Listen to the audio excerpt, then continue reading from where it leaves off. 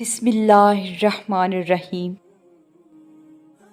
کبھی دنیا والوں سے کوئی طلب نہ رکھنا، تمہارے صبر کا صلہ تمہیں اللہ دے گا۔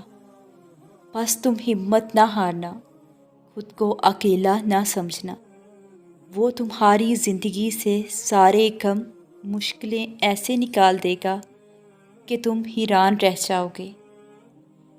ممکن ہے جو تم چاہ رہے ہو وہ تمہیں تمہاری اگلی ہی دعا میں مل جائے۔ کیا تمہارا ایمان معجزوں پر نہیں ہے؟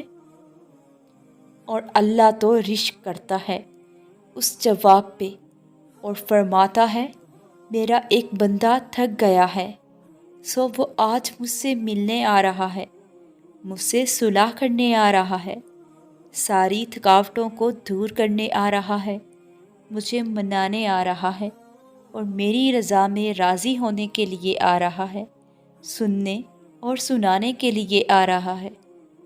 اللہ کی طاقت، تمہارا اس چیز کو ناممکن سوچنا اپنی جگہ ہے، لیکن وہ تو اللہ ہے نا جس سے مانگا ہے، اور ایسا تو کچھ بھی نہیں جو تمہارا اللہ نہ کر سکے۔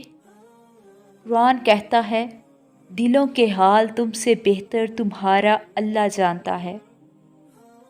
تمہارے خاموش سجدے اور تمہاری انکہی باتیں خدا کے ہاں بہت خاص مقام رکھتی ہیں۔ سنو، تم اللہ سے دعا تو کرو، وہ تمہارے لیے معجزے نہ کرے تو کہنا لا حاصل خود سے ہی سوچ لیا ہے۔ اللہ کا جواب تو ابھی آیا ہی نہیں۔ معجزے قریب ہیں، تمہارا یہ صبر، یہ مانگنا یوں ہی نہیں ہے۔ اللہ تمہیں نوازے گا، اللہ نے وعدہ کر رکھا ہے۔ اللہ سنتا ہے، اپنا ہر غم اللہ کے حوالے کر دو، کیونکہ کوئی سنے یا نہ سنے اللہ تو سنتا ہے اور جانتا بھی ہے۔ تمہارا صبر تمہاری طاقت، تمہارے دل میں آنے والے ہر خیال کا اللہ کو علم ہے۔ وہ جانتا ہے تم نے اپنے اندر کیا کیا چھپا رکھا ہے۔ قبولیت کا دروازہ، جب دل تھک جائے تو جان لو کہ آسمان سے تمہاری مدد کے لیے قبولیت کا اب کوئی نہ کوئی دروازہ کھلنے لگا ہے۔ جو زمین پر نہیں سنا جاتا وہ آسمان پر سن لیا جاتا ہے۔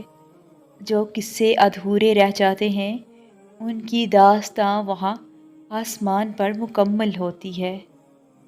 اللہ تمہارے دل کی وہ مراد بھی پوری کرے گا جس کے لیے تم دن رات دعا کرتے ہو۔ دعائیں کرتے رہا کرو، یاد رکھو تم اس سے مانگ رہے ہو جس کے لیے کچھ بھی ناممکن نہیں۔